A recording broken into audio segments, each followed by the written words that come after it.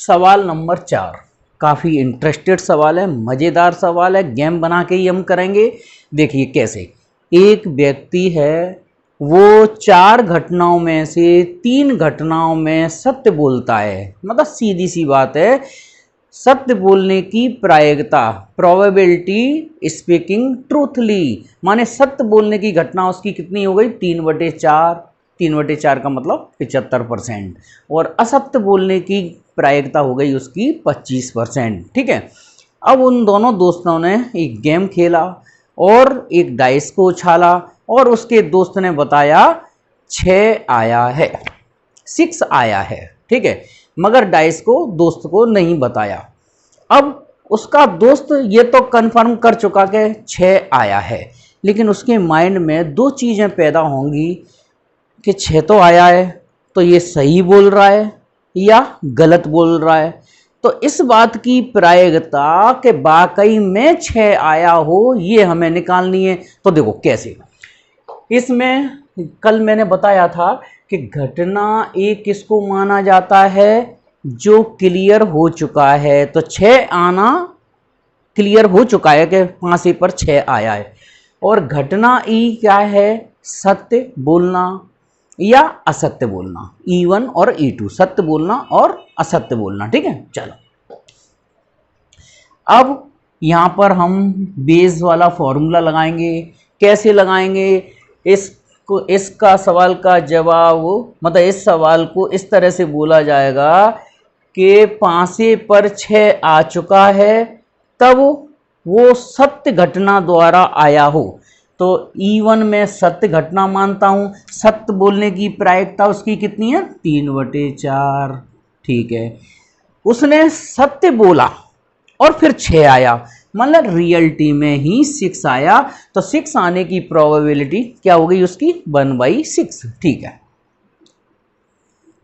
अब ये ऊपर वाली इवेंट तो यहाँ रिपीट कर दो। 3/4 सत्य बोलता है, फिर उसका 6 आया, और यहाँ पर उसने असत्य बोला। असत्य भी बोल सकता है, मतलब आया 6 क्लियर है, लेकिन यहाँ उसके मन में, दोस्त के मन में डाउट जा सकता है कि झूठ भी बोल रहा हो शायद। तो उसका झूठ बोलने की प्रायिकता है 1/4, और फिर 6 यहाँ पर नहीं आया, है ना। 6 नहीं आया तभी तो झूठ बोलेगा वो। ओके, चलो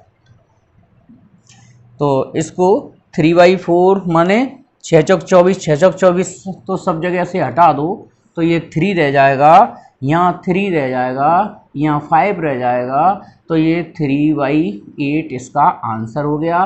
देयरफॉर रिक्वायर्ड आंसर हो गया, जो हम उत्तर चाह रहे हैं वो है 3/8।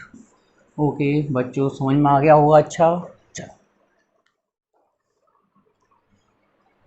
प्रश्न क्रमांक 5 है क्या, प्रैक्टिकली समझाते हैं।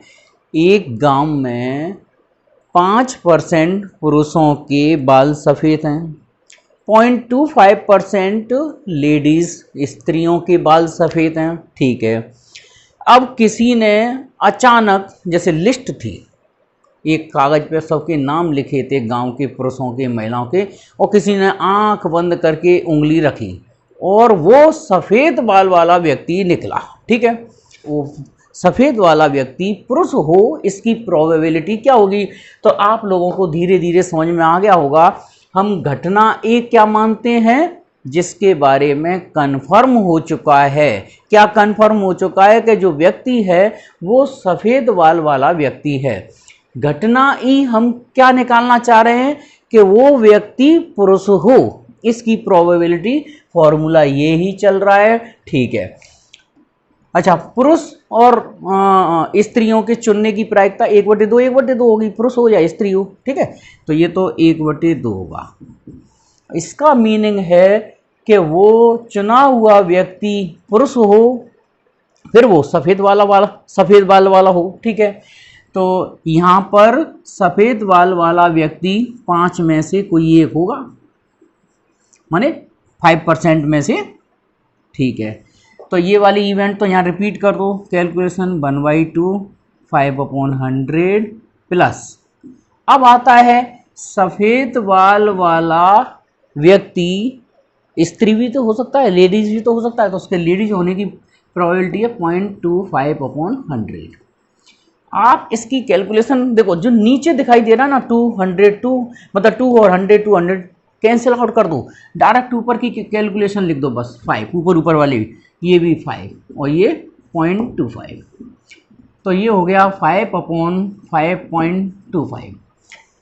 तो इसका पॉइंट हटा दो तो 500 हो जाएगा और ये 525 हो जाएगा। और कितने से काटें, 25 से कटेगा, 25 से काटो, 25 दूनी 50 और 0 और 25 दूनी 50 और 2 25 से कम 25, 20/21। अब नहीं कटेगा, बस यही हमारा आंसर हो जाता है कि सफ़ेद बाल वाला व्यक्ति पुरुष हो, इसकी प्रायिकता 20/21 होगी। तो जो मैं बोल रहा हूँ उसको आप लिख भी सकते हैं या आंसर को कम से कम बॉर्डर में तो क्लोज कर ही देना। ओके, चलो। हाँ जी, प्रश्न क्रमांक 6, ये भी बहुत अच्छा सवाल है। एक फैक्ट्री है, उसमें 3 मशीनें लगी हैं और तीनों मशीन किसी चीज़ का प्रोडक्शन करती हैं, जैसे मान लो कोई कुर्सियाँ बनाती हैं। तो पहली वाली जो मशीन है वो 50% प्रोडक्शन करती है, दूसरी वाली मशीन है वो 30% प्रोडक्शन करती है, तीसरी वाली मशीन है वो केवल 20% प्रोडक्शन करती है। अच्छा, तुम लोग जानते होगे फैक्ट्री में अगर प्रोडक्शन होता है तो कुछ चीज़ें खराब भी होती हैं, तो ये भी पता है निर्माता को कि पहली वाली मशीन और दूसरी वाली मशीन से 2% वस्तुएं खराब निकलती हैं और तीसरी वाली मशीन से 3% वस्तुएं खराब पाई जाती हैं, निकल जाती हैं, हो जाती हैं। ठीक है, अब किसी ने आंख बंद करके गोदाम में से एक कुर्सी को या एक वस्तु को उठाया और वो वस्तु उठाने पर पाई गई कि खराब निकली। ठीक है, खराब निकली माने आपको पता चल गया कि घटना एक किसको मानना है, खराब वस्तु का पाया जाना। ओके, अब इस बात की प्रायिकता जो सुपरवाइजर है वो ये मालूम करना चाह रहा है कि ये जो खराब वस्तु है वो मशीन ए से निकली है क्या, तो वो वाली मशीन ए से निकली हो वस्तु खराब वाली, इसकी प्रायिकता हम निकालना चाह रहे हैं। अब इसमें फॉर्मूले में, सूत्र में थोड़ा बहुत अंतर है। देखो क्या, ऊपर तो एक ही घटना लेंगे, नीचे 3 संभावनाएं बनेंगी कि नहीं बनेंगी। वस्तु पहली वाली मशीन से हो सकती है, वस्तु दूसरी वाली मशीन से हो सकती है और वस्तु तीसरी वाली मशीन से भी हो सकती है। और ऊपर कौन सी घटना लेंगे, वस्तु पहली वाली मशीन से हो। ठीक है, देखो अब PE1 माने वस्तु पहली वाली मशीन से हो, ये है 50% मल्टीप्लाई। अब इसका सेंस क्या निकला, E1 माने मशीन पहली हो फिर वो खराब वस्तु हो, तो पहली वाली मशीन से खराब वस्तु आने की प्रोबेबिलिटी है 2%। ये ऊपर वाली कैलकुलेशन यहाँ जैसी की जैसी नोट कर दो, आपको कुछ नहीं करना है, 2% प्लस, हाँ ये 30, दूसरी वाली मशीन से 30% प्रोडक्शन है, खराब निकलता है 2%, और तीसरी वाली मशीन से प्रोडक्शन है 20% और ख़राब निकलता है कितना, 3%। पहली वाली और दूसरी वाली मशीन से 2%, तीसरी वाली मशीन से 3% है। चलो, परसेंटेज हटाने का तरीका, डिवाइड में 100 लगा दो। तो मैं तो यहाँ सिंपल वे में परसेंटेज हटा रहा हूँ। ठीक है, तो आप लोग एग्जाम में कैलकुलेशन करो, जगह कम है इसलिए डिवाइड में 100 करके, इसके डिवाइड में 100, इसके डिवाइड में 100 करके परसेंटेज हटाना। तो 50 × 2 और ये 50 × 2 प्लस 30 × 2 प्लस 20 × 3, तो ये 100 तो ऊपर हो गया और नीचे 50 दूनी 100 जे हो गए, 30 दूनी 60 जे हो गए, 20 × 3 = 60 जे हो गए। मान लें कुल मिला के कैलकुलेशन करें तो 100 और 160 100 मतलब 220 हो गए। 0 से 0 काट दो और ये बचा कितना, 5/11। मतलब इसका आंसर हमारा आया 5/11। और आंसर को आप लोग लास्ट में मैं यहाँ लिख रहा हूँ कि पहली वाली मशीन से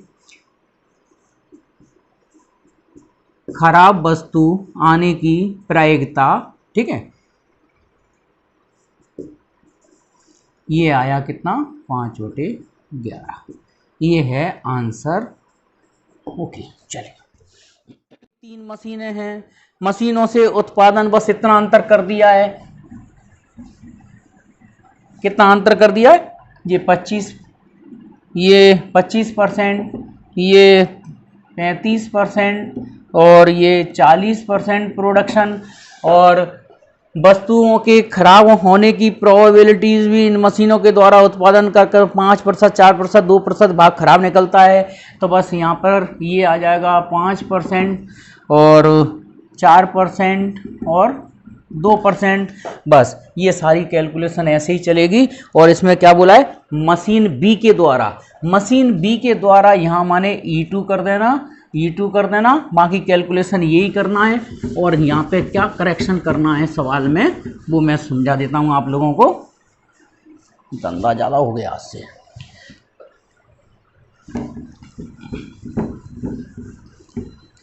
कर सकते हो वैसे आप लोग इस सवाल को। देखो PE2 माने 35% प्रोडक्शन मशीन बी द्वारा और 35% का खराब निकलता है इसका 4%। और अब लिख दो यहाँ 25% खराब है इसका 5%। फिर उसके बाद ये ऊपर वाली कैलकुलेशन रिपीट कर दो, 35% मल्टीप्लाई 4% और प्लस तीसरी वाली मशीन है 40% प्रोडक्शन देती है और ख़राब माल निकालती है ये 2%। ठीक है, परसेंटेज हटाने का तरीका मैंने बता ही दिया। 35 गुणा 4, 35 दूनी 70, 70 140 कर रहा हूँ मैं डायरेक्ट।